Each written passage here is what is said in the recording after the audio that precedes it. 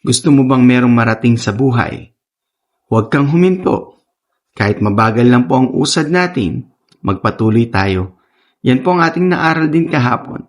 Ang sabi, pagkatanggap natin sa Panginoong Yesukristo, sa buhay nating Kristiyano, huwag tayong huminto.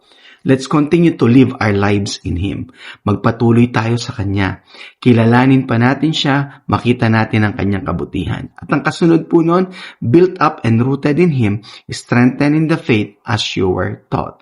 So as we go in our Christian life, patuloy po natin siyang makikilala sa buhay natin, na mararanasan natin siya at makikita natin ang Kanyang kabutihan, ang Kanyang kapangyarihan. Tayo po ay lalalim sa ating po relasyon sa Panginoon. And as we grow deeper at magiging rooted sa Kanya, there's no way that you will not grow. Hindi po pwedeng hindi tayo lumago at yumabong sa ating pong buhay. At tayo po'y magiging matatag sa ating pananampalataya.